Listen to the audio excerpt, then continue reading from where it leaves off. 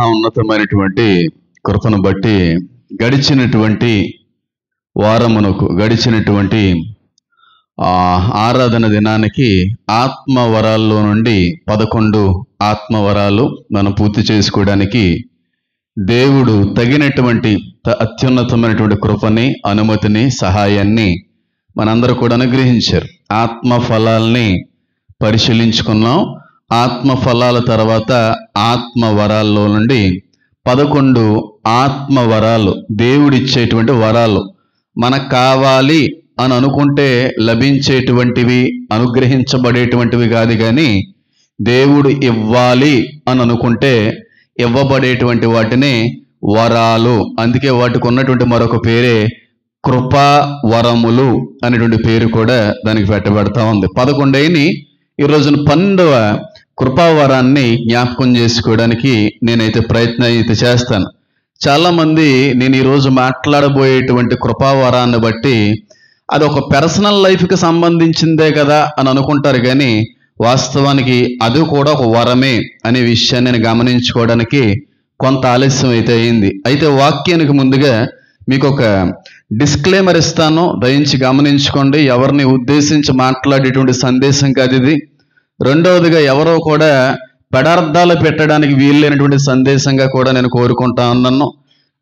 వాక్యాన్ని వాక్యంగానే ఆలోచించండి తప్ప వేరే విధంగా కానీ తీసుకుంటే ఖచ్చితంగా తప్పుగా అనిపించే అవకాశం కూడా ఉంటుంది.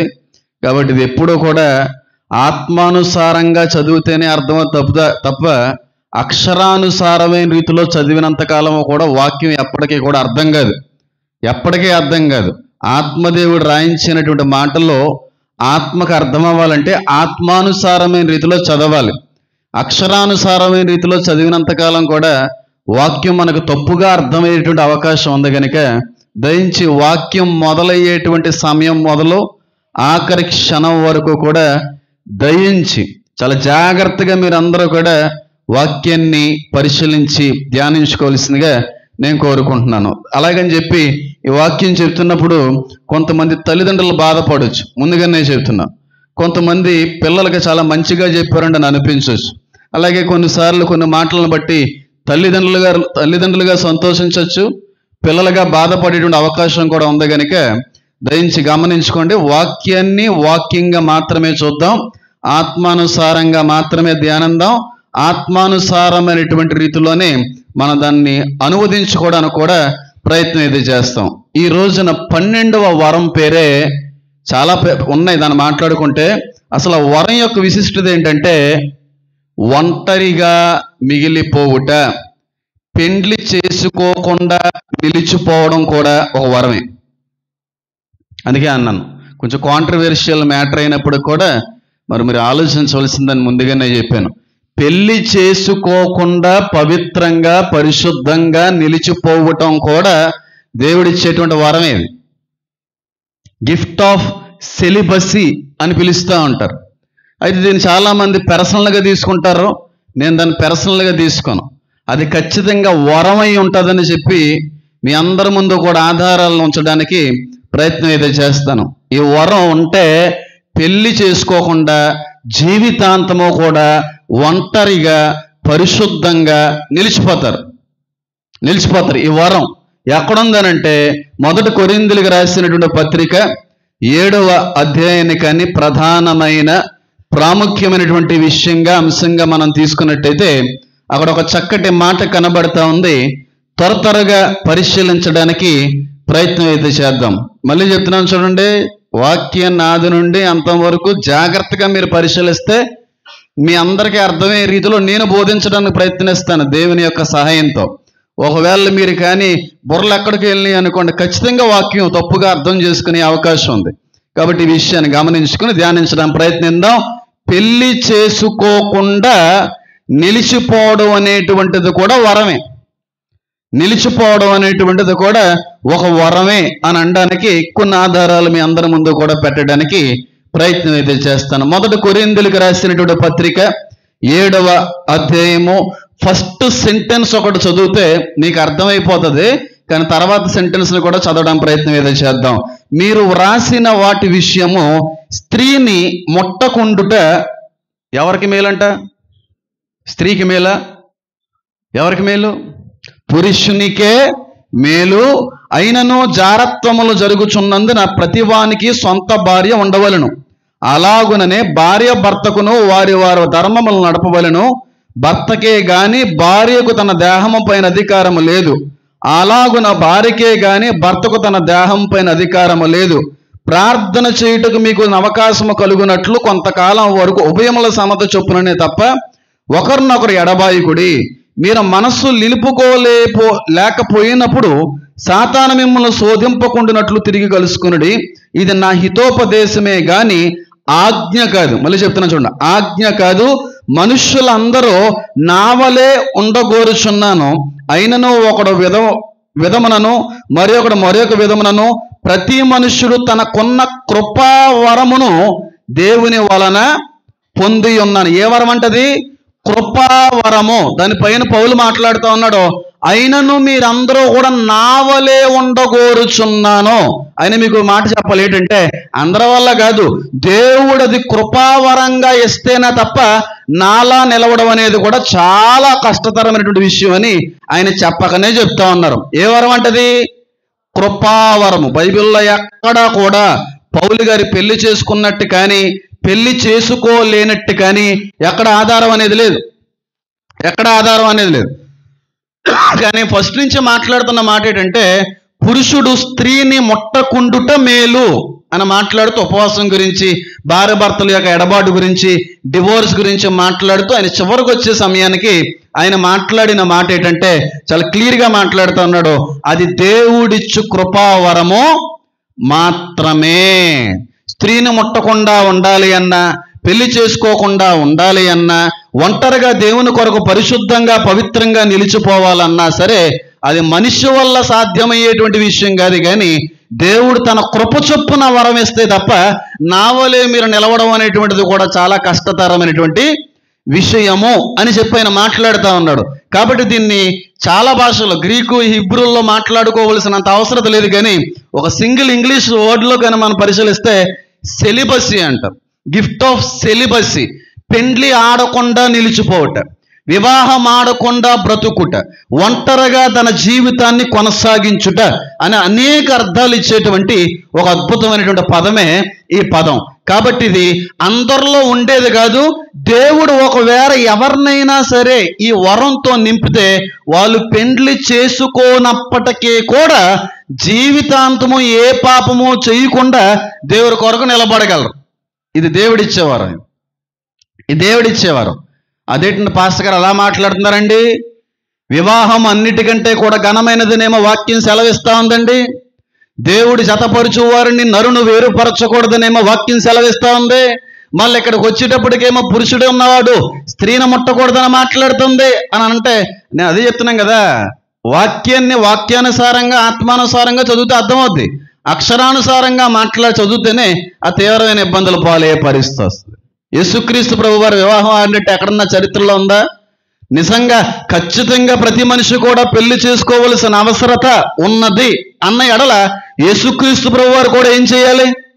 చేసుకోవాలి. మరి ఎందుకు చేసుకోలేదు? ఆయన మాదిరిగా ఎంచి పేతురీలందరూ కూడా కుటుంబాన్ని విడిచి ఎందుకు ఒంటరిలు అయిపోయారు? పౌలు గారు ఎందుకు ఆయన జీవితాన్ని దేవుడి కొరకు సమర్పించేసుకున్నాడు? యోహాను గారు ఎందుకు అలా జీవించారు?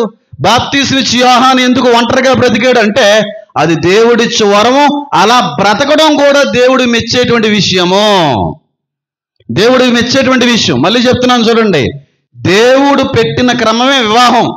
దేవుడు మెచ్చి నచ్చి ఏర్పరిచినటువంటి బంధమే వైవాహిక బంధం. ఇది ఎప్పుడు కూడా దైవికమైనటువంటి ఆలోచన చొప్పున కట్టబడిందే. కానీ వివాహ బంధాన్ని ఎప్పుడు కూడా పాడు చేయాలన్నది సాతాను యొక్క ఆలోచన. వివాహం అనేటువంటిది జరగాలని చెప్పి దేవుడు ఇష్టపడతా ఉంటాడు. కానీ వివాహాన్ని పాడు చేయాలన్నది ఎవరు ఇష్టపడతా ఉంటారు? దేవుడు కలిపిందే. ఆదాము దగ్గరికి ఎవరు తీసుకొచ్చారు? హవ్వను తీసుకుని వచ్చాడు. ఎవరు తీసుకొచ్చారు? దేవాదేవుడు తీసుకొచ్చాడు. అప్పటికి ఎందుకంటే చాలా దాని గురించి పరిశీలించవలసి వస్తే చాలా ఉంది. దాని గురించి నేను మాట్లాడట్లేదు. కానీ వాస్తవానికి వివాహం అన్నిటికంటే ఘనమైనదే. దేవుడు జతపరిచేవారు నరుడు వేరుపరచకూడదు. అలాగే వాక్యం ఇంకో చోట కూడా మాట్లాడుతూ ఉంది, ఒంటరిగా ఉండిపోవడం కూడా చాలా మంచిది. అదే అపోస్తుల కార్యంలో మళ్ళీ 36-40 వరకు మాట్లాడతాడు అపోస్తులైన పౌలు, మీ కూతురికి మీకు పెళ్లి చేయడం ఇష్టం లేకపోతే అలా ఉండిపోవడం చాలా మంచిది. నేనేమి ఆజ్ఞ ఇవ్వట్లేదు, ఉండడం మంచిది. ఉండడం మంచిదని అంటున్నాడు. ఎందుకు అంటున్నాడు? అది మంచిది కాబట్టి. నేను అందుకే చెప్పాను ముందే, కాంట్రవర్సీ అవుతుంది, మా తప్పుగా తీసుకోకూడదు. కానీ దీన్ని 100%గా 1000% కూడా జస్టిఫై చేసి మీ అందరికీ అర్థమయ్యే రీతిలోనే ముందుకు వెళ్ళడానికి ప్రయత్నం అయితే చేస్తాను. దేవుడు వివాహ బంధాన్ని ఏర్పరిచింది ఆయనే, వైవాహిక జీవితాన్ని కట్టింది ఆయనే. దాన్ని పాడు చేయాలన్నదే సాతాను యొక్క ఉద్దేశం. అయితే వివాహంలో ఇద్దరి యొక్క కలయిక ఉంటుంది. ఆ ఇద్దరే పురుషుడు స్త్రీ, లేదంటే స్త్రీ పురుషులు. ఇది వివాహం అంటే, అది మ్యారీడ్ లైఫ్ అంటే. కానీ ప్రస్తుత లోకంలో వివాహంలోకి స్త్రీ ఉన్నటువంటి స్థానంలోకి ఎవరు వచ్చారు? ఇంకొక పురుషుడు వచ్చాడు. అది వివాహం కాదు. కానీ ఇలా మ్యారేజెస్ అని పేరు పెట్టుకుంటున్నారంటే, పచ్చిగా మాట్లాడాలంటే గే మ్యారేజెస్, ట్రాన్స్జెండర్ మ్యారేజెస్ చాలా జరుగుతున్నాయి బయట. వివాహం ఒక ఆడావిడిని ఒక మగతను పెళ్లి చేసుకుంటే వివాహమే, అది సృష్టిలో క్రమమే, దేవుడు పెట్టిన నియమమే. కానీ ఒక మగోడు పెళ్లి చేసుకుంటున్నాడు. ఇప్పుడు ఒక ఆడది పెళ్లి చేసుకుంటుంది. దానికి వీళ్ళు పెట్టుకునేటువంటి అవుటర్ ఫ్రేమ్ ఏంటంటే మ్యారేజ్ అని పెట్టుకుంటున్నారు. మగాడు చేసుకుంటే పెళ్ళి ఎందుకు అవుద్ది? అది పవిత్రమైన బంధం అయితే సొదొమ గొమొర్రా అనే దేవుడు ఎందుకు కాల్ చేయాలి? సొదొమ గొమొర్రా ఎందుకు పాడైపోయింది? పురుష సంయోగం. ఒక పురుషుడే ఉండి ఇంకొక పురుషుణ్ణి కూడేటువంటి పరిస్థితి వచ్చేసింది. భయంకరమైన పాపం, సృష్టికి వ్యతిరేకమైన ధర్మం జరుగుతూ ఉంది. దేవుడు సొదొమ అనే గొమొర్రా అనే నామరూపాలు లేకుండా ఏం చేసేసాడు? కాల్ చేసాడు. స్త్రీ పురుషులు పెళ్లి చేసుకోవాలన్నా దేవుడు పెట్టింది, ధర్మశాస్త్రం పెట్టింది. దానికి వ్యతిరేకంగా ఆ వివాహ వైవాహిక క్రమాన్ని దారి తప్పించేది ఏంటంటే మగాళ్ళు చేసుకుంటున్నారు ఈ మధ్యన పెళ్లి. ఎంతమంది తెలిసే విషయం? టీవీలో రావట్లేదా? నేను ఇంటర్ కాలేజీలో ఉన్నప్పటిదే అప్పుడు కూడా ఉంది న్యూస్. ఇప్పుడైతే కొంచెం ఇంకా ఎక్కువైపోయింది. మగాళ్ళు పెళ్లి అది మ్యారేజ్ అంట. అది మ్యారేజ్ ఎందుకు అవుతుంది? అది పాపం అవుతుంది. ఆడోళ్ళు పెళ్లి చేసుకోవడం, లెస్బియన్స్, అది మ్యారేజ్ ఎందుకు అవుతుంది? అది పాపమే అవుతుంది. అందుకే ట్రంప్ గారు అమెరికా ప్రెసిడెంట్గా నెగ్గారు. జనవరి నుంచి ఆయన పదవిని తీసుకుని ముందుకు వెళ్ళబోతా ఉన్నాడు అనుకోండి. ఆయన ఫస్ట్ సంతకం దేని మీద పెట్టాడంటే అమెరికాకి సంబంధించినటువంటి విషయాల్లో ట్రాన్స్జెండర్ ఆపరేషన్లు ఆపేయాలి. ట్రాన్స్జెండర్ ఆపరేషన్లు అంటే ఒక మగాడై ఉండి ఆడదారిలా మారిపోతున్నాడు ఆపరేషన్లు చేయించుకొని. అంటే వాడికి దేవుడు పెట్టినటువంటి ఆ అవయవాలను తీయించేసుకుని ఇంజక్షన్లో ఇలాంటి స్టెరాయిడ్స్ వేయించుకుని ఆడదని ఆకృతి వచ్చేస్తా ఉంది. ఇంకొక మగోడే చేసుకుంటా ఉన్నారు. ఇప్పుడు ఒక మగోడు ఆడదానిలా మారిపోయినంత మాత్రాన ఆడదైపోద్దా దేవుని దృష్టిలో? అంజలి ట్రాన్స్జెండర్ సాక్ష్యం చెప్తుంటారు కదా, అంజలి హిజ్రా, ఆవిడ ఒక మగోడు. ఆ మగోడికి ఇంకొక మొగుడు ఉన్నాడు. ఆవిడ పేరు సత్యనారాయణ, ఎవరో ఈవిడ పేరు సత్యనారాయణ అనుకుంటాను. అవి చెప్పదులే, అవి చెప్పదు. మరి ఇప్పుడు ఆ మగోడు తెలియని వయసులో ఆపరేషన్ చేయించుకుని హిజ్రాగా మారి ఏ డబ్బుల కోసం ఏదో పాకులు పడ్డాడో, తర్వాత దేవుని చేసుకున్న మారిన తర్వాత ఒంటరిగా ఉండిపోవాలి. ఇంకొక మగోడితో సాంగత్యం కలిగి ఉండకూడదు. మరి ఉండడం అనేది పాపమా కదా? అవి పట్టుకోరు. ఎర్రగొర్రెలు అంజలో వచ్చేస్తుందని చెప్పి ఎగేసుకొని పోతారు. దేవుడికి వ్యతిరేకమైన పని అది. నా ముందు కనబడితే వేరే లెవెల్లో కనబడదు కదా. మరి అలాంటి వాళ్ళు ఇక్కడ రారు కదా. మగాడు పెళ్లి చేసుకునే రోజులు వచ్చేసినాయి. అందుకే సొదొమ గొమొర్రా రోజుల వలె ఆ అంత్య దినాలు ఉంటాయని ప్రభువైన యేసుక్రీస్తు వారు కూడా చెప్పడం జరిగింది. ట్రంప్ గారు వచ్చిన తర్వాత ఆ సర్జరీలు అన్నీ కూడా ఆపేశారు. ఇప్పుడు ట్రాన్స్జెండర్గా అవడానికి ఆపరేషన్లో అవకాశం లేదు. ఎప్పటివరకు అయితే మగోడు ఆడదానిలాగా, ఆడోడు మగోళ్ళలాగా ఇష్టం వచ్చిన గిటింగ్లు ఆపరేషన్లు అయిపోయి ఇప్పుడు బ్యాన్ చేస్తారు. అది పూర్తిగా అబార్షన్ బ్యాన్ చేసేస్తారు ట్రంప్ వచ్చిన తర్వాత. విచ్చలవిడిగా మరి బెంగళూరు, కేరళ మనం చూసాను ఒక 2-3 days బ్యాక్. ఎప్పుడో కేరళ అనుకుంటా, కేరళలో అయితే ఇంకా ఎక్కువ ఉన్నారు, బెంగళూరులో ఎక్కువ ఉన్నారు, హైదరాబాద్లో కూడా గేస్ అనేటువంటి వాళ్ళు ఎక్కువ ఉన్నారు. అది తెలియని విషయం ఏం కదలే. కేరళలో 2 మగోళ్ళు, ఒకడేమో మగోడు బట్టలు వేసుకున్నాడు, బాగానే ఉంది. ఇంకో మగోడు ఆడేమో ఆడోళ్ళ బట్టలు వేసుకున్నాడు. ఇంతకీ అక్కడ విడ్డూరం ఏంటంటే అందులో ఒక మగోడు కడుపు వచ్చిందంట. ఇది ఎక్కడ కూడా బాబు అనుకుంటున్నారా? వచ్చేసింది, ఆ టెక్నాలజీ వచ్చేసింది, మీకు ఏం తెలుసు? ఫోటో ఉండాలి, ఇప్పుడు చూపించడం అంత అవసరం లేదు కాబట్టి నేను చూపించట్లేదు. ఇద్దరు మగవాళ్ళే. ఒకడేమో మొగుడిగా ఫీల్ అయిపోతుంటాడు, ఒకడేమో భార్యగా ఫీల్ అయిపోతూ ఉంటాడు. కానీ ఇద్దరు మగవాళ్ళే. మరి ఎలాగొచ్చింది ఆ గర్భం అనేది నాకైతే తెలియదు. ఐవీఎఫ్లా లేకపోతే ఆర్టిఫిషియల్ ఇన్సెమినేషనా, మరి ఏ ప్రక్రియలు ఉపయోగించి అలా చేశారో తెలియదు. కానీ 9 నెలల కడుపు వచ్చేసిందని నా మగోడికి. ఇంత వెనకాల పట్టుకున్న మగోడేమో దాని మీద చెయ్యి చేసాడు, అలా ఆయన గారంట. మరి ఈవిడేటమో నాకు అర్థమో దేవుడి దృష్టిలో. వివాహం మంచిదే, పెళ్లి చేసుకోవడం మంచిదే, పెళ్లి చేసుకోకపోవడం ఇంకా మంచిది. ఇప్పుడు అర్థమైందా? ఒక సింగిల్ వర్డ్లో సింపుల్గా చెప్తున్నాను. పెండ్లి చేసుకోవడం మంచిదే, పెండ్లి చేసుకోకపోవడం ఇంకా మంచిది, ఇంకా మంచిది. అందుకే అన్నాడు పౌలు, నా వలే మీరు ఉండగోరుచున్నాను, అయినను అది దేవుడిచ్చిన కృపావరము మాత్రమే. అది ఉండడం అనేది కష్టం. కాబట్టి ఉండగలిగితే ఉండండి, ఒకవేళ ఉండలేకపోతే పాపం చేసేటువంటి పరిస్థితి వస్తే పెళ్లి చేసేసుకోండి. అంతేగాని పెళ్లి చేసుకోకుండా ఉండి పాపం చేస్తున్న వ్యక్తులైతే అది వద్దు. మీరు నిజంగా పవిత్రంగా పరిశుద్ధంగా ఏ స్త్రీ సాంగత్యము ఏ పురుష సంయోగము ఎరగకుండా జీవించగలిగితే నిలబడండి, అలాగ పెళ్లి చేసుకోకుండానే. కానీ అలా చేసుకోకుండా ఉండి పాపంలో పడిపోయే స్థితి వస్తే మాత్రం చేసేసుకోండి. అది పౌలు గారు ఇచ్చినటువంటి స్టేట్మెంట్. కాబట్టి పెళ్లి చేసుకోకుండా నిలిచిపోవడం అనేటువంటిది కూడా దేవుడిచ్చేటువంటి కృపావరం. వాళ్ళకు కూడా ప్రత్యేకమైన స్థానాలు ఉన్నాయి పరలోకంలో, తెలుసా? అంటే కొంతమంది హైందవ లాంగ్వేజ్లో మాట్లాడుకుంటే బ్రహ్మచారులు అంటారు కదా, పెళ్లి చేసిన, అంతే కదా, అదే కదా వర్డ్ యూజ్ చేసేది. వాళ్ళకి ప్రత్యేకమైన స్థానాలు ఉన్నాయన్నాడు. నాస్తిలో భాగం ఉందన్నాడు, తెలుసా? పురుష స్త్రీ సంయోగం ఎరగకుండా చెయ్యకుండా ఒంటరిగా జీవితంలో నిలబడిపోయినటువంటి వ్యక్తుల్ని, అంటే ఒక మాటలో చెప్పాలంటే షండులు నా కూతుర్లు నా కొడుకులు అన్నాడు ఆయన. షండులు అంటే ఎవరు? ఇజ్రాయెల్. ప్యూర్ ఉన్నారా అన్ప్యూర్ ఉన్నారులే అందులో. షండులు నా కూతుర్లు అన్నాడు, తెలుసా? షండులు నా కుమారులు అన్నాడు. ఆస్తులు నా భాగం ఇస్తానన్నాడు నా దేవుడు. యెషయా గ్రంథం 56వ అధ్యాయంలో ఉంటుంది ఆ మాట. ఒకసారి వీలైతే చదవడానికి ప్రయత్నించండి. యెషయా 56 ఒకసారి చదవండి. అది చూపించేసిన తర్వాత నేను ముందుకు వెళ్ళిపోతాను. యెషయా 56 నేను చదువుతున్నాను, చూడండి. 3వ వచనం, యెహోవాను హత్తుకొను అన్యుడు నిశ్చయముగా యెహోవా తన జనుల్లో నుండి నన్ను వెలివేయవని అనుకొనవద్దు. షండు నేను ఎండిన చెట్టునని అనుకొనవద్దు. నేను నియమించిన విశ్రాంతి దినములను ఆచరించుచు నాకు ఇష్టమైన వాటిని కోరుకొనుచు నా నిబంధనను ఆధారము చేసుకొనుచున్న షండులను గురించి యెహోవా ఎలాగూ సెలవిచ్చును. అందరి గురించి కాదుండే, ఈ ఇజ్రాయెల్లో చాలా రకాలు ఉన్నాయి, అందరి గురించి కాదు.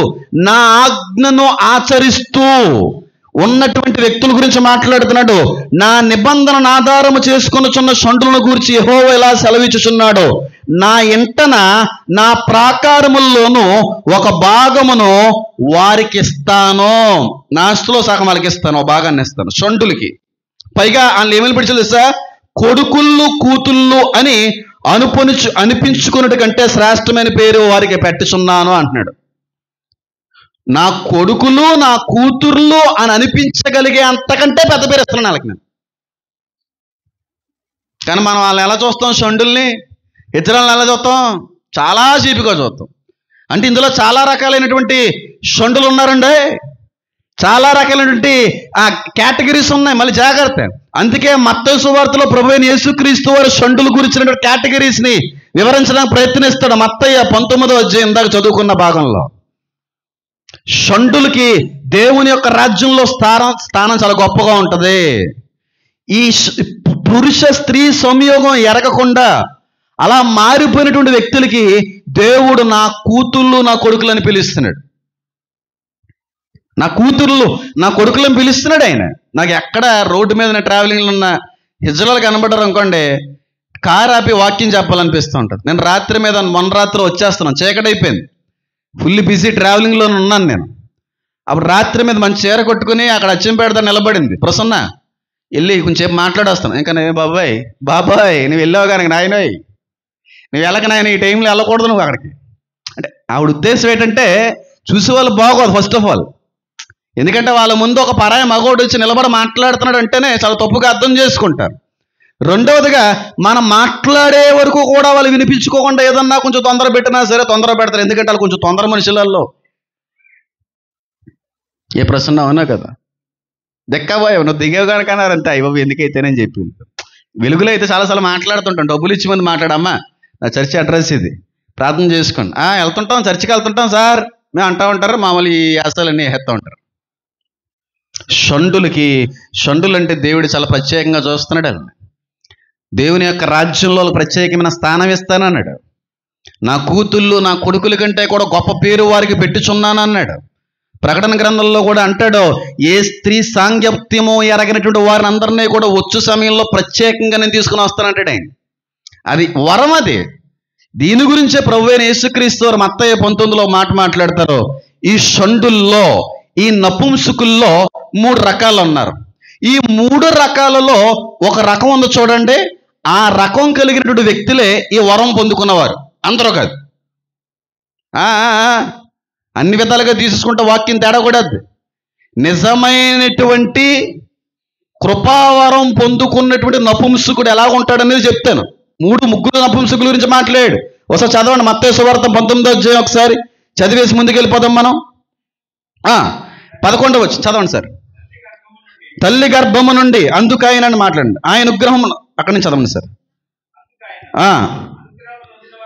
అనుగ్రహము నొందిన వారు తప్ప ఎవరికి కూడా ఈ మాట ముందుగా అర్థం కాదు, అంగీకరింపలేడు, డైజెస్ట్ చేసుకోలేడు. చాలా కష్టమే మాట. నేను ముందే చెప్పేస్తున్నాను, ఈ మాట అర్థం చేసుకునేవాడు గొప్పవాడు, అర్థం చేసుకోవడం చాలా కష్టం. కాబట్టి అని ఇక్కడ మాట్లాడుతున్నాడు. తల్లి గర్భము నుండి నపుంసములుగా పుట్టిన వారు గలరు. ఇది మొదటి రకమైనటువంటి నపుంసకత్వం. రెండోది మనుష్యుల వల్ల నపుంసకులుగా చేయబడిన నపుంసకులు గలరు. ఇది రెండో నపుంసకుల యొక్క కేటగిరీ. 3వ నపుంసకులు చూడండి, పరలోక రాజ్యము నిమిత్తము తమను తామే నపుంసకులుగా చేసుకున్న నపుంసకులు కూడా కలరు. ఈ మాటను అంగీకరింపగలవాడు అంగీకరించునుగాక అని వారిది చెప్పు. అంగీకరించకపోతే వదిలే. అంగీకరిస్తే సంతోషమే, నమ్మితే సంతోషమే, నమ్మపోయినా నేను ఫీల్ అవును. అంగీకరిస్తే అంగీకరించి అన్నాడు. కానీ నిజమే మాట్లాడతాడు ఆయన. 3 రకాలైన నపుంసకులు కనబడుతున్నారు. మొట్టమొదటి రకమైనటువంటి నపుంసకులు ఏంటంటే తల్లి గర్భం నుంచి కూడా నపుంసకులుగా పుడతారంట. రెండో రకమైనటువంటి నపుంసకత్వం ఏంటంటే ఎవరి కోసం మారుతారు, దానికోసం మారుతారు. మాట్లాడుతుంది దాని గురించి కూడా. 3వదిగా దేవుని రాజ్యము నిమిత్తమై నపుంసకులుగా మారిపోయిన వారు గలరు. వాళ్ళకి దేవుడిచ్చిన వారం ఇది. ఫస్ట్ సెకండ్ కాదు, థర్డ్ కేటగిరీకి సంబంధించిన వాళ్ళకి ఈ వరం అనేటువంటి వర్తిస్తూ ఉంటుంది. అదేంటో కూడా చెప్పి ప్రయత్నిస్తాను. అసలు మొదటిగా తల్లి గర్భం నుండి నపుంసకులుగా పుట్టిన వారు ఎవరో అనే చెప్తాను చూడండి. వాళ్ళు పుట్టింది మగోళ్ళే, వాళ్ళు పుట్టింది ఆడోళ్ళే, కానీ వాళ్ళ సంసార జీవితాన్ని పనిచేయరు. చాలా ప్యూరెస్ట్ నపుంసకులు, ఈనాక్స్ ఇంగ్లీష్లో. ప్యూర్ అన్నమాట. చాలా శక్తివంతమైన వారు, దేవుని దృష్టిలో చాలా ప్రత్యేకించబడినటువంటి వ్యక్తులలో, దేవుని దృష్టిని ఆకర్షించగలిగేటువంటి వ్యక్తులు. వాళ్ళ పుట్టుకలో దేవుడి యొక్క చిత్తం ఉంది. పుట్టుకు నుంచి తల్లి గర్భం నుంచి అలా పుట్టే వాళ్ళు ఉంటారు. చాలా రేరెస్ట్. వాళ్ళు నా కూతుర్లో నా కొడుకులు అంటాడు. వాళ్ళు నా కూతుర్లో నా కొడుకులు, నేను పుట్టించిన వాళ్ళని. తల్లి అనుకుంటా పుడతారా, తండ్రి అనుకుంటా పుడతారండి. అలాగే దేవుడు అనుకుంటా పుడతారు. అందుకే ఇలా గుడ్డివాడిగా పుట్టడం వాళ్ళ తల్లిదండ్రులు చేసిన పాపమా? కాదు, దేవుడిని మహిమపరచబడుటకే అది జరిగిందండి. చాలా రేరు. 1,000,000 మందిలో ఒక 4-5 మాత్రం అలాగ జన్మిస్తారేమో. చాలా రేరెస్ట్ బర్త్, కానీ దైవ చిత్తానుసారమైన బర్త్ అది. తల్లి గర్భం నుంచి కూడా పుట్టేవాళ్ళు. వాళ్ళు నా కూతురు, వాళ్ళు నా కొడుకులు, నా ప్రాకారముల్లో వారికి నేను భాగం ఇస్తాను. చాలా శక్తివంతమైన రీతిలో ఉంటారు. అది అందరూ అని అనట్లేదు, కానీ కొంతమంది అలా పుట్టి ఆపరేషన్ చేయించుకున్న వాళ్ళు కూడా ఉంటారు. కానీ అలా పుట్టి అలా దేవుని కొరకు నిలిచిపోయిన వాళ్ళు ఉంటారు చూడండి. ధర్మశాస్త్రానుసారమైన రీతిలో ఇందాక 56 అధ్యాయంలో అక్కడ మాట్లాడిన మాట వాళ్ళకి వర్తిస్తే మాత్రం వాళ్ళు సూపర్ వాళ్ళ రేంజ్ వేరు. పుట్టడంతో వాళ్ళు పడతారు. వాళ్ళు ఒక స్త్రీగానే పుడతారు, కానీ పురుషుడితో సంసారం చేయలేరు. వాళ్ళు ఒక పురుషుడిగానే పుడతారు, ఒక స్త్రీ సాంగత్యం కలిగి ఉండలేరు. వాళ్ళు పుట్టుకు నుంచి కూడా ఏనొకసారి ప్రతిష్ఠించబడిన వారు వీళ్ళు వస్తారు దేవునితో పాటుకి వచ్చే సమయంలో. ఆయన రెండవ రాకల్లో వీళ్ళు తీసుకుని వస్తాడు. వీళ్ళతో పాటు ఎవరిని తీసుకుని వస్తాడు అనేది కూడా చెప్పడం ప్రయత్నిస్తాను. మొట్టమొదటిగా తల్లి గర్భం నుంచి పుట్టేటువంటి నపుంసకులలో ప్యూరెస్ట్ యూనక్సల్. కానీ బయట రోడ్డు మీద తిరుగుతున్నారు చూడండి, వాళ్ళు ప్యూరెస్ట్ కాదు, అన్ప్యూర్ యూనక్సల్. వాళ్ళు అన్ప్యూర్ మొగోళ్ళే, కానీ తీయించేసుకుంటారు ఆ మర్మాంగాన్ని. పచ్చిగానే మాట్లాడుతున్నానే, ఎందుకంటే మీతో పాటు చాలా మందికి అర్థం అవ్వలేదు. బయట కనబడుతున్నారు చూడండి, వాళ్ళందరూ పుట్టుకున్న నపుంసకులు కాదు, మగాలుగానే పుడతారు. వాళ్ళు ఆపరేషన్ చేయించుకుని మర్మాంగాన్ని తీసేసి డబ్బుల కోసం పాపం చేయడానికి అలా మారిపోతారు. వీళ్ళు భయంకరమైన పాపాత్ములు, భయంకరమైన పాపంలో మునిగిపోయిన వారు. ఇలా మారిన వారు కూడా కలరంటాడు. అందుకే ఇందాక ఒక మాటలు చదువుతున్న మరొకసారి చూడండి. తల్లి గర్భం నుండి పుట్టిన వారు గలరు, మనుష్యుల వల్ల నపుంసకులుగా మారిన వారు గలరు. నపుంసకులుగా మారేవారు అంటే ఏంటనుకుంటున్నారు? రోడ్డు మీద ఉన్నారు చూడండి, వాళ్ళు మనుషుల వల్ల మారిన వాళ్ళే. వాస్తవానికి ఆయన మాట్లాడిన ఉద్దేశం ఏంటంటే, పాత నిబంధన కాలంలో అప్పటి చరిత్రల్లో మగాన్ని యొక్క పురుషాంగాన్ని తీయించేసేవాడు రాజుగారు. ఏ రాజ్యం ఉందనుకోండి, బబులోన్ రాజ్యం, లేదంటే ఫిలిస్తీ రాజ్యం, ఏ రాజ్యానికి సంబంధించిన రాజు అయినా రాణి గారి దగ్గర కొంతమంది బాడీ గార్డ్స్ని పెడతా ఉండేవారు. రాణి గారు ఉంటారా? సినిమాల్లో చూసినప్పుడు మీరు చూడండి, మగాడి యొక్క శరీర ద్రాఢిత్యం కలిగి ఆడవాళ్ళ పనులు చేస్తూ ఉంటారు. సినిమాల్లో మీరు చూసారు లేదో, మంచి ఫిజికల్ అపియరెన్స్ ఉంటుంది, కానీ జుట్టు ఎక్కువ ఉంటుంది. రాణిల పక్కన కనబడుతూ ఉంటారు. వాళ్ళు సెక్యూరిటీ డిఫెండ్ చేయడానికి, ఆ రాణి గారిని కాపుదల చేయడానికి ఆ మగవారిని అక్కడ పెడతా ఉంటారు. మరి రాజుగారు ఎప్పుడు రాజగోపురంలో ఉండరు కదా. ఏ పనన్నా వచ్చినప్పుడు, ఏ ఉత్తమన్నా వచ్చినప్పుడు, ఏ ఊరన్నా వెళ్ళవలసి వద్ది. అప్పుడు రాణి గారికి ఏమన్నా కొంచెం హార్మోనల్ ఇంబ్యాలెన్స్ అయింది అనుకోండి, పక్కనున్న మగోడితో ఎక్కడ పాపం చేసేద్దో అని ఆ మగోడిది ముందు కట్ చేయిస్తారు. వారు మనుష్యు వలన నపుంసకులుగా మారేవారు వారు. అది దాని అర్థం. మగోడే, కానీ రాణి గారి చుట్టూ ఉండేటువంటి సెక్యూరిటీ గార్డులకి రాజుగారు తీయించేసేవారు. రాజుగారు లేని సమయంలో ఏమైనా తప్పు జరుగుతుందేమో, రాణి గారి యొక్క కొన్ని ఏమన్నా ఆ ఫిజికల్ అపియరెన్స్ బాగా ఉన్నటువంటి వ్యక్తి మీద పడుతుందేమో, లేకపోతే ఆ వ్యక్తికే రాణి గారి మీద ఏమన్నా మనసు కలుగుతుందేమో అని చెప్పి రాణి గారితో ఉండేటువంటి మగ బృందాన్ని నపుంసకులుగా మార్చేసేవారు అప్పుడున్న రాజులు. వాళ్ళు సెక్యూరిటీ కోసం మాత్రమే, వాళ్ళు ఎందుకు పనిచేయరు. ఇది రెండో రకమైనటువంటి నపుంసకత్వం. వీళ్ళు మనుషుల వల్ల అలా చేయబడిన వాళ్ళు, మగాలుగానే పుట్టారు కానీ బయట చూడండి చేయించుకుంటున్నారు, అలా చేసేవారు అన్నమాట. వాళ్ళు ఎంతకాలం బతకరు అనుకోండి. అలాగా రిప్రొడక్టివ్ సిస్టమ్కి సంబంధించింది ఏది బ్రేక్ చేసినా, ఏది సర్జరీ అయినా కలిసి మీరు చూడండి, పూర్ణాయుష్ను దీర్ఘాయుష్లో ఉన్నటువంటి హిజ్రాలు ఎక్కడో ఉండరు, చచ్చిపోతారు. వాళ్ళు ఎంతో కాలం బ్రతక, ఫస్ట్ కిడ్నీలు పోతాయి, తర్వాత చాలా డిస్టర్బెన్స్ అవుతుంది. వాళ్ళు ఎక్కువ కాలం బతికినటువంటి హిజ్రా అనే వాళ్ళు ఎవరు ఉండరు.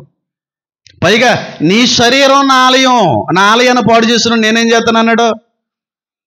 అంటే పూర్తిగా సృష్టికి దేవుని యొక్క విధానానికి వ్యతిరేకంగా జరుగుతుంది బయట ఆపరేషన్లు చేసేసి.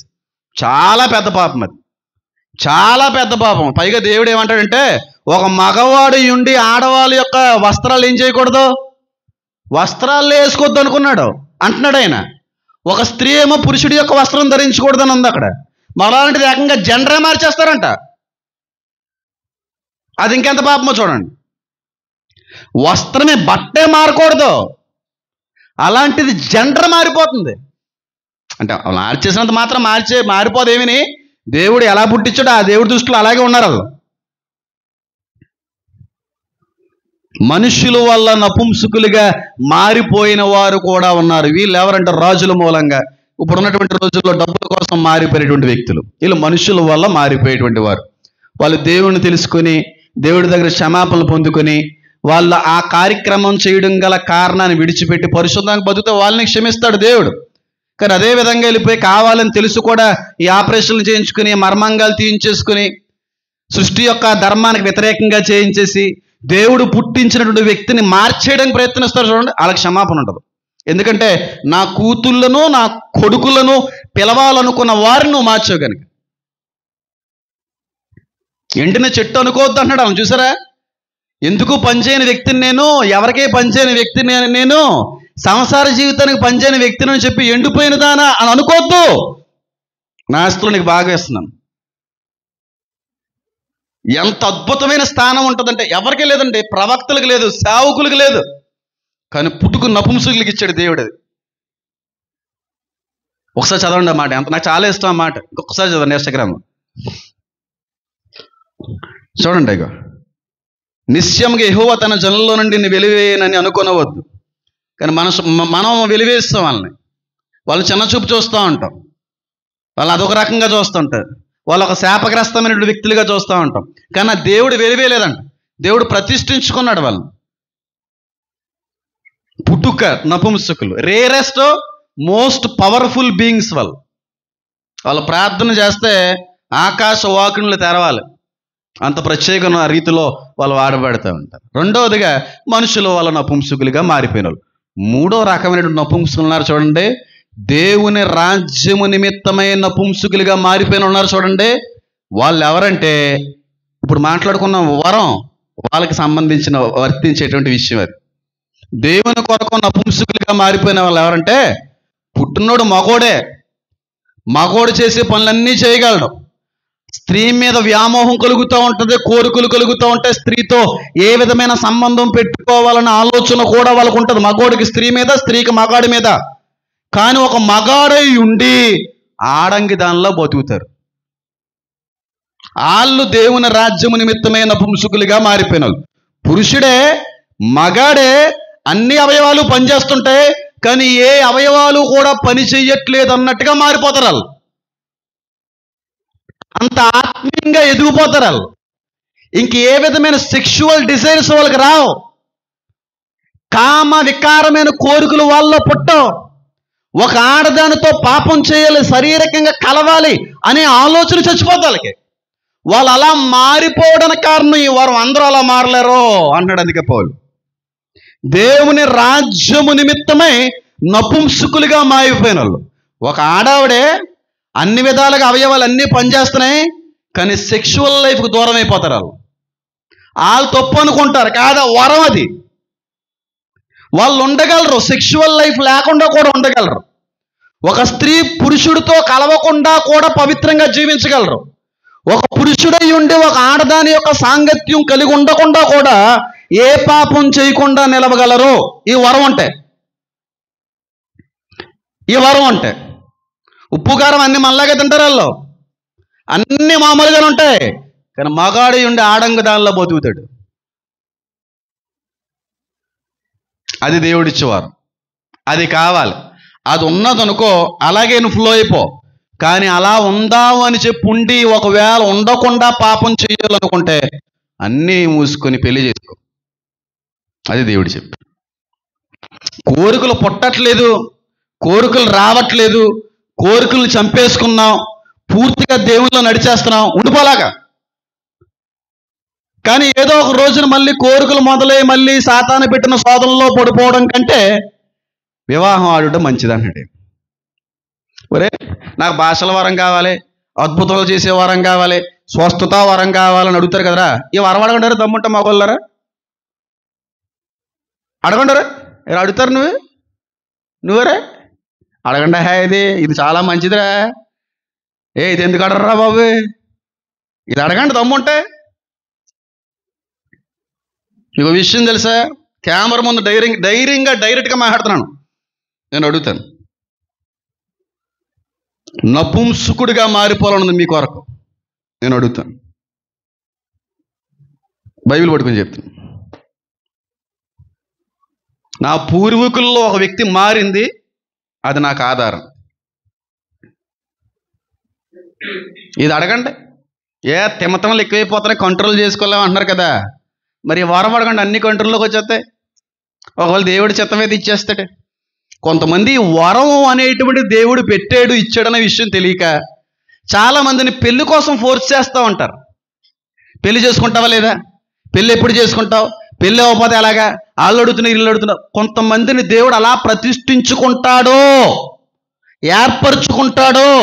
వాళ్ళు పెళ్లి చేసుకోరు, కానీ పెళ్లి చేసుకోకపోయినా సరే ఏ పాపం చేయకుండా నిలబడగలరు వాళ్ళు.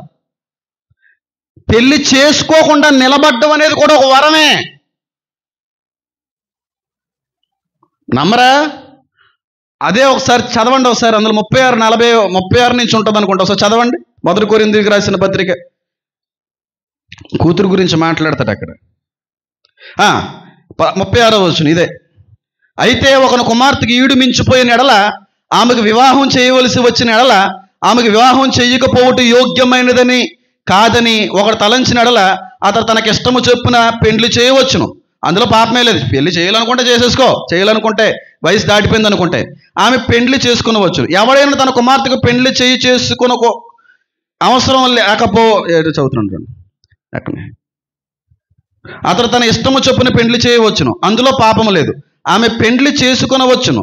ఎవడైనను తన కుమార్తెకు పెండ్లి చేయని అవసరం లేక ఉండి, అతడు స్థిర చిత్తుడును తన ఇష్ట ప్రకారము జరుపు శక్తి గలవాడునై ఆమె వివాహం లేకుండా ఉంచవలనని తన మనసులో నిశ్చయించుకుని ఎడల, బాగుగా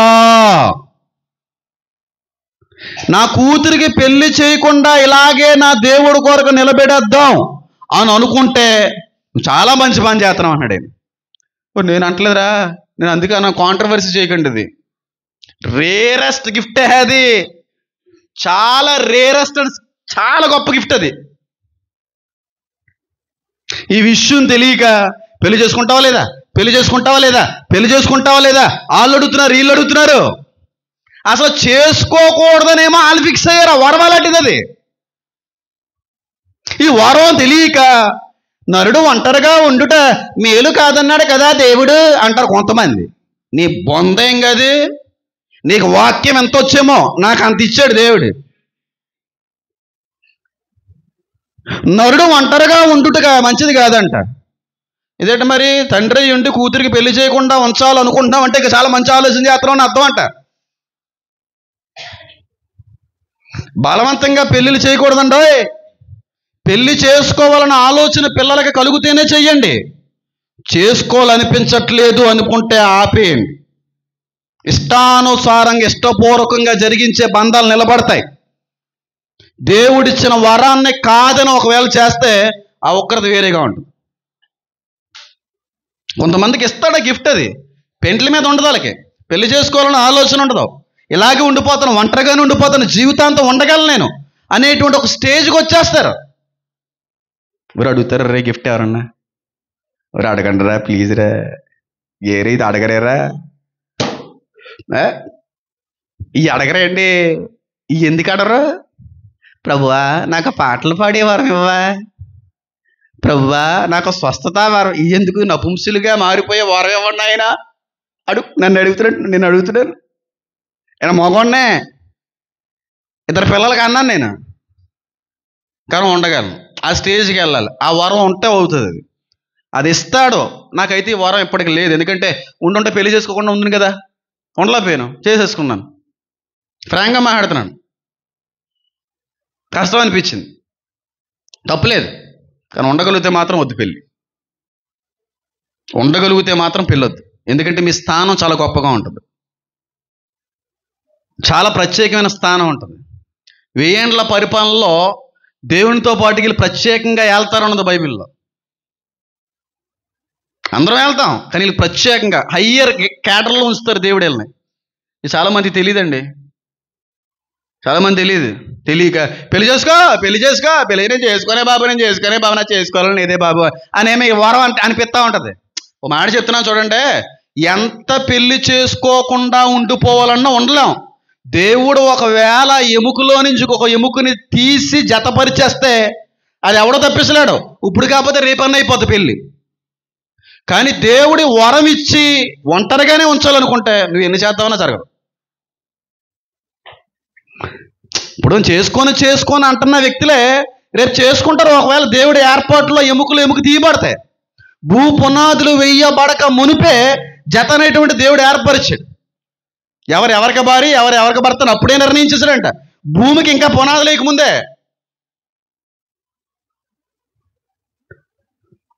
ఈ వరం గురించి తెలియదు చాలా మందికి.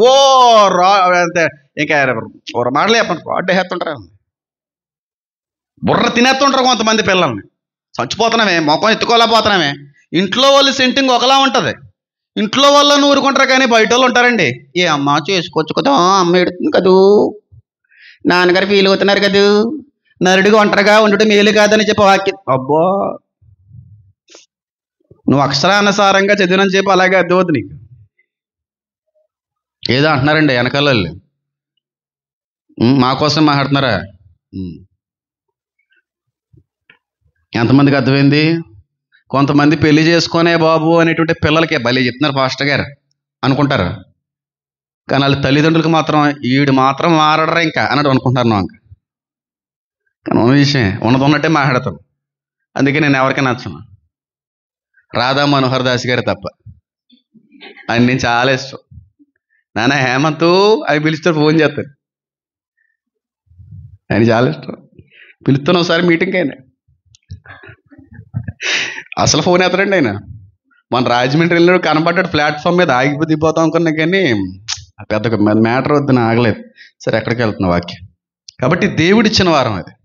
కొంతమంది అలాగా ప్రతిష్ఠించబడతారు, కొంతమంది పుట్టుకు నుంచి కూడా ఆ స్థితిలో పుడతారు. ప్రత్యేకించబడిన వ్యక్తులు, వాళ్ళని నా కూతుర్లు, నా కొడుకులు అన్నాడు ఆయన, నా ఆస్తిలో భాగం ఇస్తున్నాను అని అన్నాడు. కొంతమంది మారిపోయిన వాళ్ళు ఉన్నారు మనుషుల వల్ల, వాళ్ళు మారితే మంచిదే, మారకపోతే వాళ్ళ ఘోరాతి ఘోరమే నరకం. మూడో వ్యక్తులు దేవుని రాజ్యము నిమిత్తమై ఈ కామ వికారమైన కోరికలన్నీ కూడా అణుచుకొని దేవుని కొరకు తన జీవితాన్ని సమర్పించుకుని నిలబడేటువంటి వ్యక్తులు ఈ వరం పొందుకున్నారు. అన్నీ తింటారు, ఉప్పు కారం తింటారు, అన్నీ మామూలుగానే ఉంటారు, కానీ వాళ్ళ ఫీలింగ్స్ ఉండవు. ఫీలింగ్స్ చంపేసుకుంటారు. నేను ఆ పని చేయకూడదు, నాకు అలాంటి ఆ విధంగా ఉండకూడదు, నాకు అలా ఉండాలని అనిపించట్లేదు, ఇలా మౌల్డ్ చేస్తుంది ఈ వరం ఉంటే. ఈ వరం మనలో ఉందా లేదా అని పరీక్షించుకుంటే 3 లక్షణాలు చెప్తాను. ఈ వరం ఎవరెవరికి ఉందో ఒకవేళ ఉంటే వారిలో కనబడేటువంటి 3 లక్షణాలు. పెద్ద ఇందాక నుంచి ఇలా కదిలిపోతుంది, అయ్యి బాబు ఏటిది అన్నట్టుగా. ఇది వరమా నాయనా, నాకు తెలియదు ఎంతకాలం అనుకుంటుంటే నేను అదే అంటున్నాను. పెద్ద ఒకవేళ దేవుడు ఏర్పరిచేస్తే మాత్రం నువ్వు 50 వచ్చినా 60 వచ్చినా పెళ్లి చేసేసుకోవాలి, తప్పదు. ఇంకా ఒకవేళ ఆయన రాతలో రాయలేదనుకో, నేను దేవుడు ప్రతిష్ఠించుకున్నాడు అనుకో, అవును ఉండాలి అందుకే తప్పదు. మరి ఎవరైనా చాలా మంది ఉన్నారు ఇక్కడ ప్రతిష్ఠించుకుంటాడండి. ఏసీ చేసుకోలేదు, మరి ఏం చెప్తాం? బాప్తీసు ఇచ్చి యోహాను కుటుంబం లేదు, ఏం చెప్తాం? యోహాన్న గారు కూడా చేసుకోలేదని చరిత్ర చెప్తా ఉంది, పౌలు గారు చేసుకోలేదని చరిత్ర చెప్తా ఉంది. ఏం చెప్తాం? వాళ్ళు ఎంత ప్రత్యేకమైన స్థానాల్లో ఉన్నారు. పెళ్లి చేసుకోవడం చాలా మంచిది, మళ్ళీ చెప్తున్నాను చూడండి. చేసుకోకపోవడం ఇంకా మంచిది. చేసుకోకపోవడం మంచిదే, చేసుకోవడం మంచిదే. చేసుకోకుండా ఉంటావు చూడు, ఇంకా మంచిది. సూపర్ ఫ్యాంటాస్టిక్ థింగ్ అది.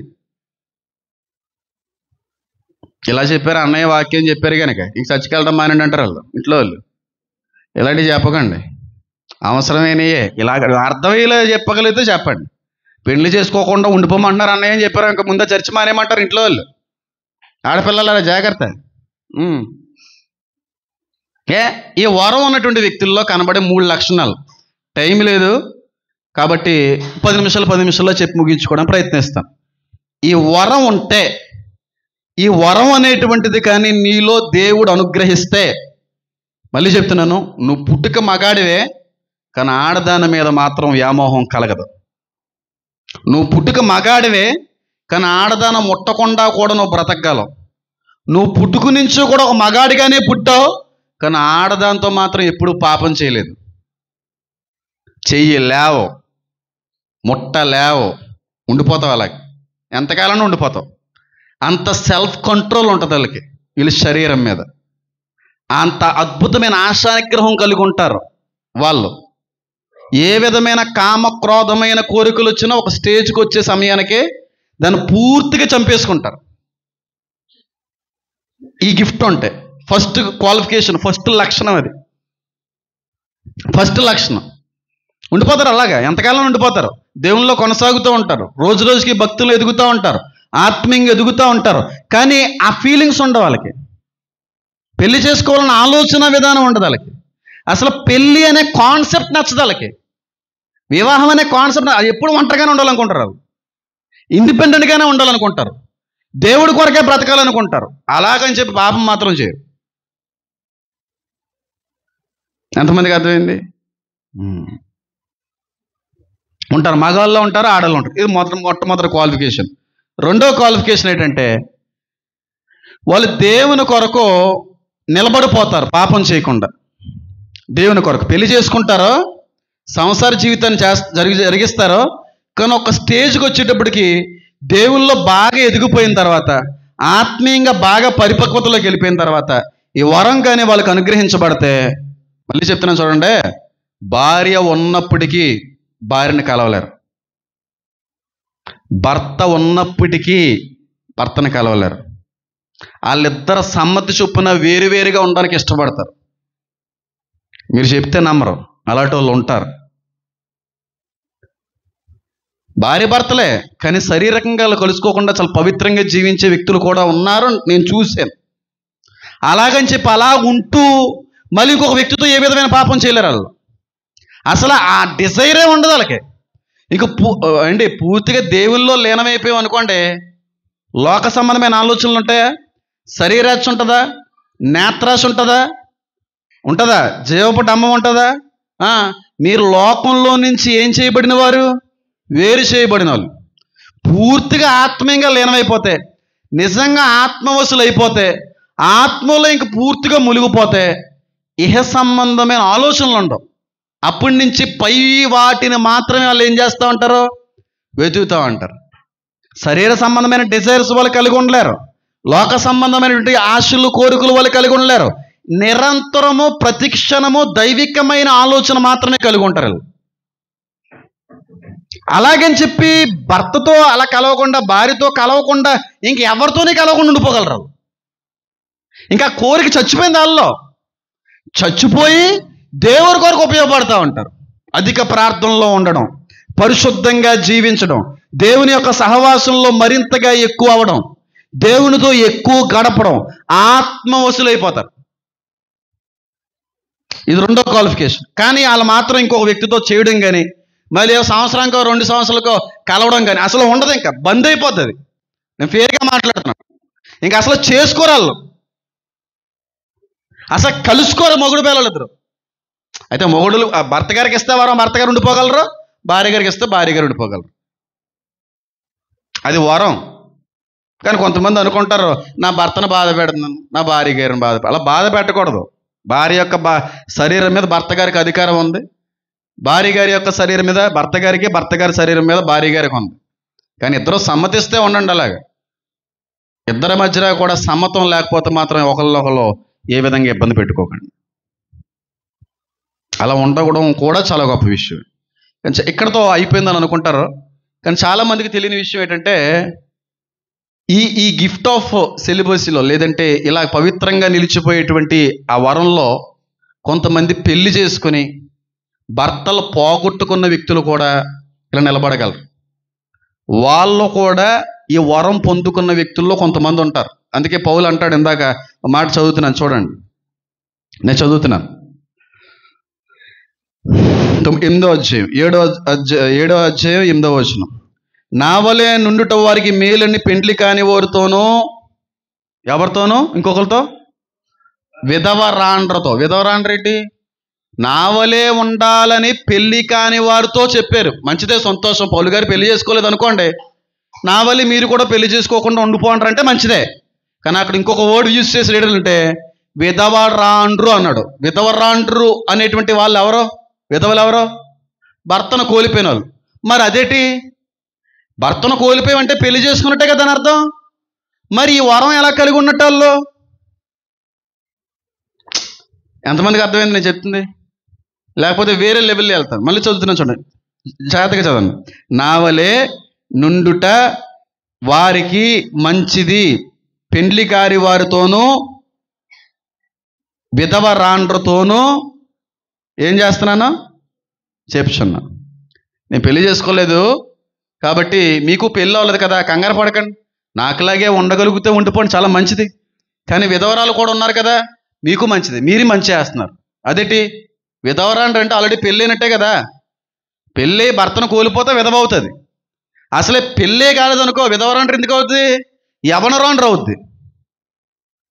కన్యకగా అని పిలువబడుతుంది ఆవిడ. కానీ పెండ్లి అయ్యి భర్తను పోగొట్టుకుంటున్న ఒక వ్యక్తి ఎవరన్నా సరే విధవ అని పిలుస్తారు. అవునా కదా? అంతే కదా, అందరినీ పిలవరు కదా. విధవ అని ఎప్పుడు పిలుస్తారు? భర్తను పోగొట్టుకుంటని. వాళ్ళు చాలా చిన్నచూపు చూస్తుంటారు కొంతమంది. వాళ్ళు ఎదురేరంకో దారి తప్పిపోవడాలో, వాళ్ళు ఎదురేరంటే ప్రయాణాలు ఆగిపోవడాలో, చొప్పు తీసుకోవటాలు అనిపిస్తుంటుంది నాకు. నిజంగా చెప్తున్నాను, చొప్పు తీసుకొడతాను. ఇప్పుడు వాళ్ళకి భర్తలు లేరు. నేను ఈ మాట అనకూడదు, అయినా అంటున్నాను. రేపు రోజున మనం కోల్పోతాం. మన భర్తలు ఏమన్నా శాశ్వత కాలం నిలిచిపోతారా? మనం విధవరాండ్రు అవ్వమా? అవ్వా అడుగుతున్నానండి. మరి అదే కొలత మళ్ళీ నీకు వస్తే? ఈరోజు విధవ ఎదురు వస్తుందని చెప్పి దారి తప్పి వెళ్ళిపోతున్నాం. ఈరోజు విధవ యొక్క ఎదురు మంచిది కాదు అని చెప్పి చాలా తక్కువగా చూస్తున్నాం. ఒకవేళ రేపు రోజునే నువ్వు ఏదైతే విత్తావో అదే కోయగలిగేటువంటి పరిస్థితి వస్తే, నిన్నే అనేక మంది అది ఎదురు వస్తుంది పక్కకి వెళ్ళిపోండి అని అంటే ఆ బాధ ఎలా ఉంటుంది?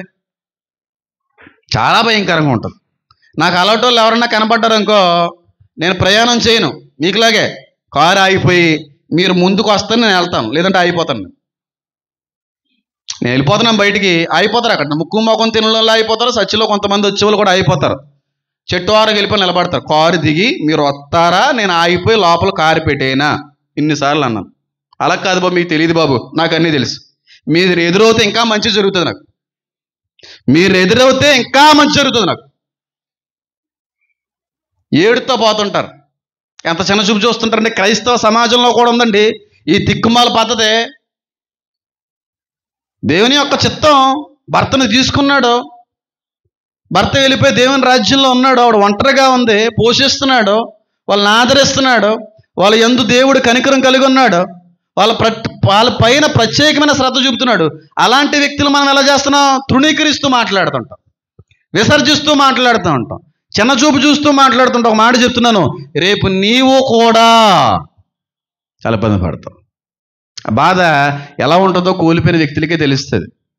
ఎప్పుడు అలా ఉండకూడదమ్మా, ఎప్పుడు అలా ఉండకూడదు. అందరినీ సమానంగా ప్రేమించమని ఉంది బైబిల్లో. నిన్ను వల్లే నీ పొరుగు వాళ్ళని ప్రేమించమని ఉంది. ఒకవేళ మీ నాన్నగారికి మీ అమ్మగారికి ఈ రోజున భర్త గారు పోయారు, తండ్రి గారు పోయారు, నువ్వు అలాగే చూస్తావు మీ అమ్మని? అలాగే చూస్తావా? మన తల్లిగారు బతుకున్నారు, తండ్రి పోయాడు, తల్లి విధవైపోయింది. ఇంట్లో ఉన్న పిల్లలు తల్లిని విధవలా చూస్తారా? ఎదురు రాకమ్మా, నేను బయటికి వెళ్తున్నాను, కాలేజీకి స్కూల్కి వెళ్తున్నాను, ఉద్యోగానికి వెళ్తున్నాను అని అంటావా? తల్లిని తల్లిగానే చూస్తాం. అందరిని అలా చూద్దాం, చాలా బాగుంటుంది. ఇంట్లో ఒక విధవలా చూడం, అంతకంటే ఎక్కువ చూస్తాం. ఎవరైనా చూస్తే వీలవుతాం. కానీ బయట విధవలు మాత్రం విధవల కంటే ఎక్కువగా దరిద్రంగా చూస్తూ ఉంటాం కొంతమంది. చాలా మండిపోతుంటుంది నాకు, చాలా చిరాకు నాకు. మేరీ క్రేస్ గారిని అడగండి, నేను లేని మాట ఏమంటలేదు. ఆవిడ ఆగిపోతుంటుంది ఇక్కడ. మీరు రాకపోతే నేను ఆగిపోతాను ముందు. ఇన్నిసార్లు వెళ్ళాను, నాకేం అవ్వలేదే. నెల పిల్లి వస్తే అసలు వెళ్ళకూడదు. నెల పిల్లేటి, అన్ని పిల్లలు వచ్చినా నా ఎదురుగుండానే. అయ్యన్నా చచ్చిపోయినాయి కానీ బాగానే అన్నాం కదా. నల్ల పిల్లి రాకూడదండి. మరి ఏ పిల్లి రావాలండి? తెల్ల పిల్లి రావాలి. అదేమన్నా పెట్టి పుట్టింది ఏంటి? పరలోకం నుంచి కానీ వచ్చింది ఆ తెల్లపిల్లి. నెల్లపిల్లి నరకంలో నుంచి. నెల్లపిల్లి రాకూడదు. మా ఇంట్లో నెల్లపిల్లి ఎన్ని ఉన్నాయో పొద్దున్న లేచి ఆటలనే చూస్తూ ఉంటాను నేను. నెలగా కానీ అయిపోయినా నేనేమన్నానే, నెల్లపిల్లి ఎదురు రాకూడదు, సొట్ట కుక్క ఎదురు రాకూడదు. సొట్ట కుక్క అంట ఎవరు పెట్టాడు బాబు ఇవన్నీ? దానికి ఏదో దెబ్బ తగిలా కుంటుతుంది, అది కాల కొంటకూడదంట వెళ్ళేటప్పుడు. ఇలాంటివన్నీ దిక్కుమాల పద్ధతులు అని వేసారండి. నీకు తెలుసారా ఇలాంటివి ఉంటాయని? రేపు పంపి తెలిసి నీకు ఇలాంటి అలా చూడకండి. మేము ఇప్పుడు నావలే పెళ్ళి కాని వారిగా జయ చూడొకసారి, ఇంకా కన్ఫర్మ్ చేయకండి, తీసుకుంటాను. నావలే పెండ్లి కాకుండా నిలిచిపోవడం మంచిదే. విధవరాండ్రుగా ఉన్న వారిని బట్టి కూడా నేను సంతోషిస్తాను అన్నాడు. విధవరాండ్రు అనే మాట ఉపయోగించబడిందంటే పెళ్ళయి భర్త కోల్పోయిన వారిని విధవరాండ్రు అంటారు. వాళ్ళకు కూడా దేవుడి గిఫ్ట్ ఇస్తాడు. ఎలాగో చెప్తాను చూడండి.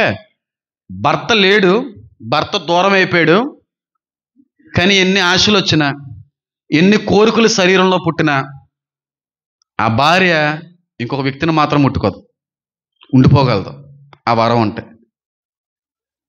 నా సంఘంలో ఇంతమంది ఉన్నారు, భర్తను కోల్పోయి రెండో వివాహం చేసుకోకుండా సెల్ఫ్ కంట్రోల్ అయ్యి కోరికలన్నిటినీ కూడా అధిగమించుకొని వాటి మీద వీరి ఆధిపత్యాన్ని సంపాదించి ఒంటరిగానే పరిశుద్ధంగా పవిత్రంగా నిలిచిపోయిన వ్యక్తులు నా సంఘంలో బోల్డ్ మంది ఉన్నారు.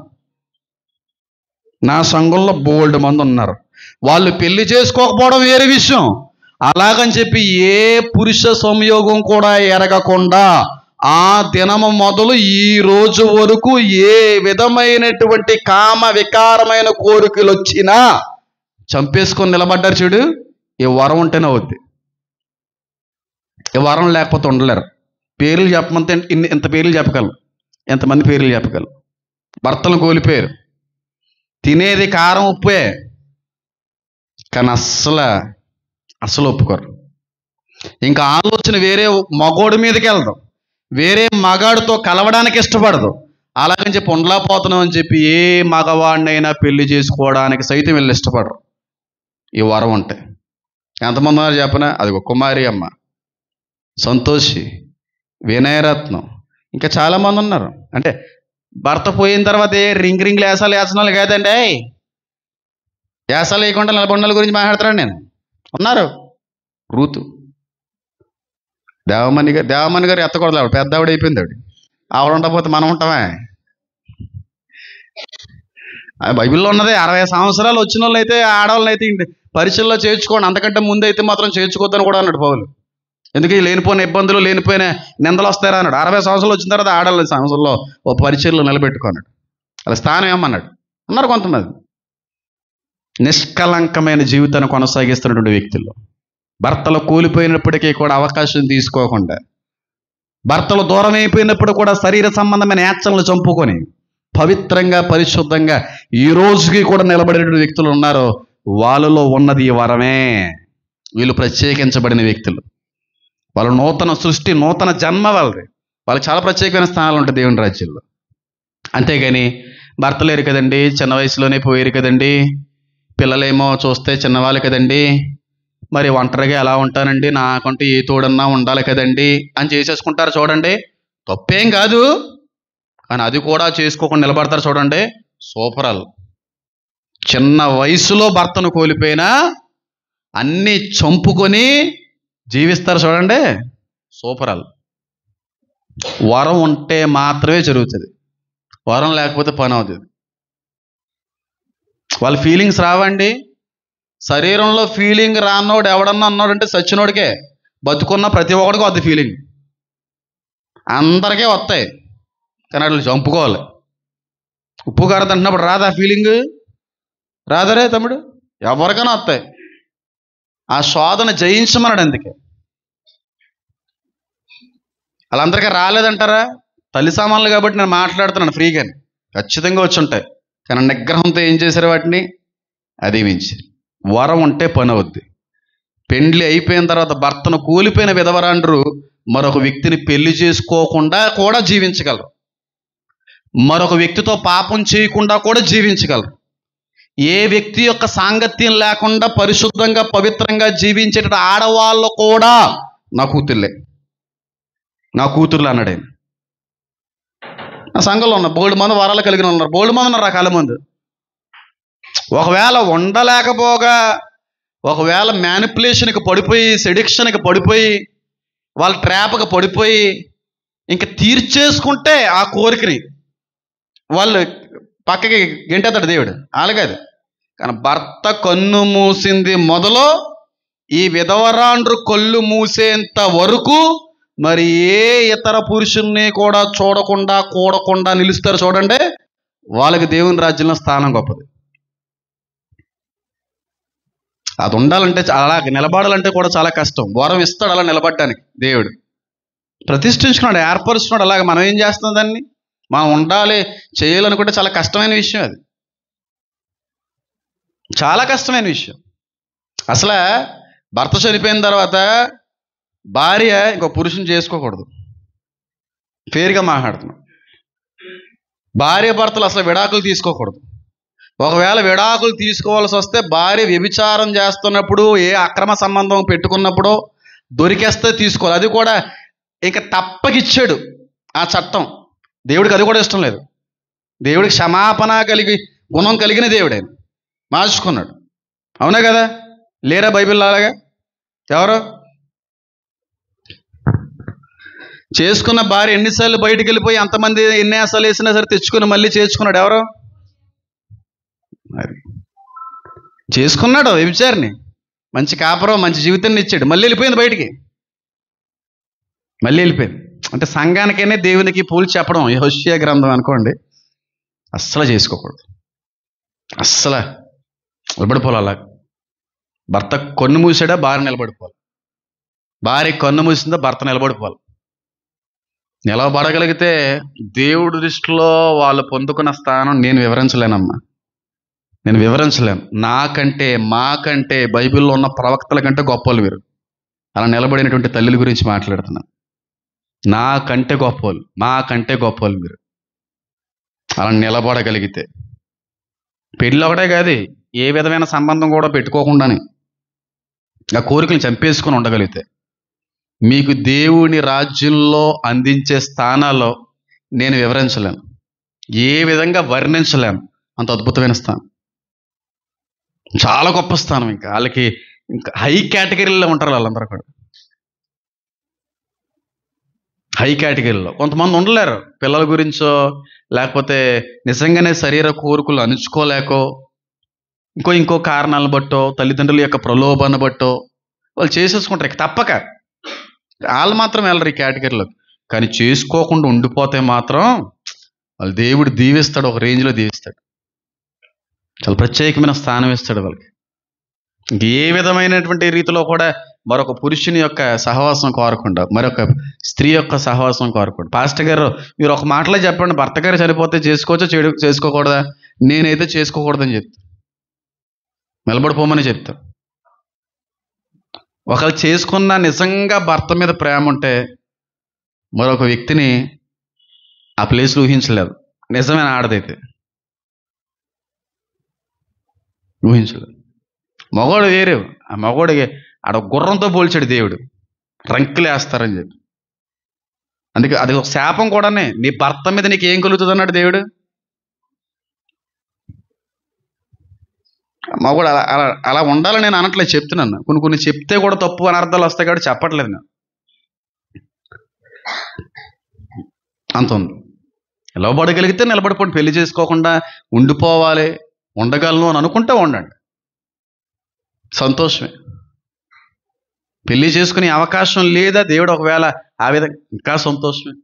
ఒకవేళ అన్నీ ఉండి కూడా దేవుడి కొరకు మారిపోయావా, దేవుని రాజ్యం నిమిత్తమై అన్ని కోరికలు చంపేసుకుని, భార్య ఉన్నప్పటికీ భార్యతో కలవకుండా, భర్త ఉన్నప్పటికీ భర్త గారితో కలవకుండా, పూర్తిగా ఆత్మ సంబంధమైన ఆలోచన విధానంలో మునిగిపోయి ఒకవేళ వెళ్తాయి, ఇంకా మంచిది,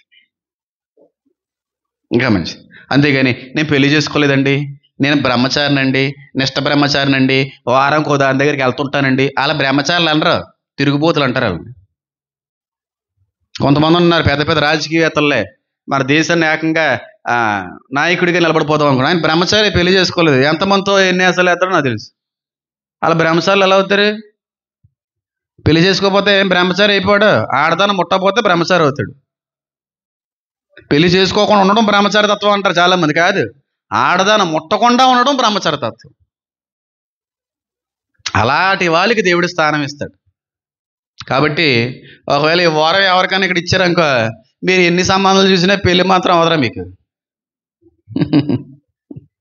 ముందే చెప్పాయి బాబాయ్, ఇలాంటి మాట చెప్పారంటే అమ్మాయి అని చూస్తున్నారు లల్లం గారు. నేను ఏం చెప్తారు, వాక్యం పోతెత్తాడు అమ్మాయి. దేవుడి చిత్తమైతే జరుగుతుంది. ఒకవేళ పిల్లలకు చేసుకోకుండా ఉండిపోవాలనుకుంటే మాత్రం ఇబ్బంది పెట్టకండి. ఎందుకంటే దేవుడు నీకంటే నాకంటే గొప్ప స్థానం ఇచ్చాడు. చేసుకోవాలనుకుంటే చేయండి, నాకు ఇష్టం లేదు అనుకుంటే మాత్రం చేయకండి. బై ఫోర్స్ ఎప్పుడు పెళ్లి చేయకూడదు, ఎప్పుడు చేయకూడదు. నాకు ఇష్టం లేదండి అని అంటున్నప్పుడు ఇతరుల్లో ఎందుకు చేసుకోవా, అంతమంది చేసుకోలేదు, నేను 13వ సంవత్సరంలోనే చేసేసుకున్నాను. అలాగైతే మా ముత్తమ్మ 7వ సంవత్సరంలో చేసుకుంది, దానికి ఏం చెప్తా? ఈ దిక్కుమాల కబుర్లు ఎక్కువైపోయినాడు బాబు బయట. అమ్మా నాన్న బాగానే అంటారు, నువ్వు చేసుకోవచ్చు కదరా, చేసుకోవచ్చు కదా, నువ్వేమన్నా పోషిస్తావా, నువ్వన్నా ఆడతావా, వాళ్ళు బతుకేదో బతుకుతున్నప్పుడు. వరం అమ్మది. ఆ వరం నిజమైతే వీళ్ళు ఫీలింగ్తో పాటుగా వరం అనేటువంటి నాణ్యమైనదైతే అమ్మ మధ్యలోకి వెళ్ళకండి. వాళ్ళ మధ్యలోకి ప్రత్యేకించబడిన వ్యక్తులు, ప్రత్యేకించబడిన వ్యక్తులు. వాళ్ళ దగ్గరికి వెళ్ళి ఉన్న ఎక్కువ చేపలు తెచ్చుకుంటారు. ఎందుకని నేను చూస్తుంటాను బయట చూస్తుంటాను, వింటా ఉంటాను నేను. తల్లిదండ్రులకి ఏం ఇబ్బంది ఉండదండి. తల్లిదండ్రులకి పెళ్లి గురించి వాటి గురించి ఇలా చేసుకున్నప్పుడే చేసుకుంటారులేండి, దానికి ఇష్టం లేనప్పుడు మేమేం చేస్తామని వదిలేస్తారు. కానీ చుట్టాలు అనేవాళ్ళు వస్తారు చూడండి, ఏం పిల్ల ఎంతకాలం ఉంటా, మా పప్పు అన్నం ఎప్పుడు ఎడతా, పప్పు అన్నం పెట్టే సద్దన్నం కూడా ఎడుతా, నాకు కనపడుతా నీ మోకం తాగలయ్యా. పప్పు అన్నం అంట, పప్పు అన్నం. ఈ ఇంట్లో రోజు తినేసి ఇంకా పప్పు అలవాటు అయిపోయింది వాళ్ళకి. ఎప్పుడు పెడతావు, పెడదాం, టైం వచ్చినప్పుడు అన్నీ పెడదాం. పప్పు అన్నంతో పాటుగా నేను పిండాకుడు కూడా పెట్టేస్తాను నేను. అస్సలు అమ్మ మాట చెప్తున్నాను చూడండి, ఇక్కడున్న ప్రతి ఒక్కరికి నీ ఇంటి బిడ్డలకి ఏదన్నా చెప్పాలనుకుంటే చెప్పుకో, కానీ బయట బిడ్డల గురించి మాత్రం ఎప్పుడు కూడా ఇంటర్ఫీర్ అవ్వకు. నీ ఇంటి పిల్లలకి పెళ్లి చేసుకో అని చెప్పడం తప్పు కాదు, కానీ అవతల వాళ్ళ పిల్లల దగ్గరికి వెళ్ళినప్పుడు, చుట్టరకాలు కలిసినప్పుడు, బంధువుల్ని పరామర్శించడానికి వెళ్ళినప్పుడు పెళ్లి గురించి ఎప్పుడు మాట్లాడకండి. ఎందుకో తెలుసా, వాళ్ళు ఎంత లోపల కుమిలిపోతారో నాకు తెలుసు. ఆ మాట అడగకుండా ఉంటే బాగున్నని ఎదురు చూసే తల్లిదండ్రులు కూడా చాలామంది ఉన్నారు. ఇంకా పెళ్లి కానిటువంటి పిల్లల్ని బట్టి తల్లిదండ్రులు కోరుకుని తెలుసా, వచ్చే చుట్టం పెళ్లి గురించి అడగకుండా ఉంటే బాగుంది ఎదురు చూసే తల్లిదండ్రులు చాలామంది ఉంటారు. వాళ్ళ గాయపరిచిన వాళ్ళు అయిపోతారు మీరు, వాళ్ళని బాధ పెట్టిన వాళ్ళు అయిపోతారు మీరు. అడగండి. నీ పిల్ల కోసం చెప్పుకోండి, పిల్లకి ఏం చెప్పుకోవాలంటే చెప్పుకో, నీ కొడుకు చెప్పుకోవాలా చెప్పుకో, అంతేగాని బయట పిల్లల గురించి వాళ్ళ అమ్మ దగ్గరికి వెళ్ళి నాన్న దగ్గరికి వెళ్ళి పిల్లకి ఇంకా పెళ్లి చేయవా, ఎప్పుడు చేస్తావు, వయసు ఎక్కువైపోతుంది. ఆ తల్లి ఆ తండ్రి ఎంత బాధపడతారో నాకు తెలుసు. ఏమో ఏం తెలుసు, ఏం జరుగుతుందో వాళ్ళ పరిస్థితి ఏంటో మీకు ఏం తెలుసు. వెంటే అమ్మ నేను చెప్పింది అబద్ధం అమ్మ. ఇళ్ళమ్మ ఎవరన్నా వచ్చి చుట్టం చూపు వచ్చి చూసి వెళ్ళిపోతే వేరేగా ఉంటుంది, కానీ అడిగితే ఎలా ఉంటుందండి, బాధగా ఉంటుందా లేదా? మనకి ఎందుకండి అవన్నీ? అలా అమ్మ బాబులకి లేదు మనకెందుకు? నీకు పిల్లలు ఉంటే పెళ్లి చేసుకో, ఇంకా ఓపుకుంటే ఇళ్ళ రకం తెచ్చేసుకో వాళ్ళండి. అంతేగాని చుట్టం చూపని వెళ్ళి, బంధువులు పరామర్శించడానికి వెళ్ళి, హాస్పిటల్లో చూడడానికి వెళ్ళి, ఏం బాబా పిల్ల అబ్బాయి అంత శిలకలా ఉంది పిల్ల, ఈ శిలకి పెద్ద రాబంది ఉందో చేస్తావేంటి అంటది వెళ్ళి. మైదా పిండి మొహాలండి బాబురావు గారు కొంతమంది నేను చూస్తుంటాను బయట. నీ బతుకే వాడు తెరం లేదు, ఇంకో పిల్లల బతుకులు మార్చేస్తావా, ఇంకో పిల్లలకి పెళ్లి చేస్తావు నువ్వు. కాబట్టి ఇలా ఒంటరిగా పవిత్రంగా పరిశుద్ధంగా జీవించడం అనేటువంటిది కూడా దేవుని కొరకు వరం ఉండాలి. ఈ వరం ఉన్నటువంటి వ్యక్తుల్లో పెళ్లి చేసుకోవాలి అనే ఆలోచన ఉండదు, ఉండిపోగలరు పరిశుద్ధంగా పవిత్రంగా. రెండవదిగా పెళ్లి చూసుకున్నప్పటికీ కూడా ఆలోచన నుంచి బయటకు వచ్చి ఆశలను చంపుకొని పూర్తిగా దేవుల్లో నిమగ్నం అయిపోయేటువంటి వ్యక్తులు కూడా ఉంటారు. వాళ్ళలో కూడా ఈ వరం ఉంటుంది, వాళ్ళల్లో కూడా. మూడవదిగా భర్త కోల్పోయిన తర్వాత సైతం వాళ్ళ శరీర కోరికల్ని, యవన దశలో ఉన్న కోరికలను సైతం చంపుకొని ఇంక ఏ మగాన్ని ముట్టకుండా, ఏ మగాన్ని చూడకుండా మిగిలిపోయేటువంటి విధవరాండ్రు కూడా ఉన్నారు. వాళ్ళలో కూడా ఈ వారం ఉంటుంది, వాళ్ళలో కూడా ఈ వారం ఉంటుంది. వాళ్ళు అలా ముట్టకుండా చేయకుండా పవిత్రంగా పరిశుద్ధంగా భక్తులు ఎదిగితే వాళ్ళ స్థాయి వేరేగా ఉంటుంది. ఇది వరం. కళ్ళు మూసుకోండి, ప్రార్థన చేసుకుందాం. నా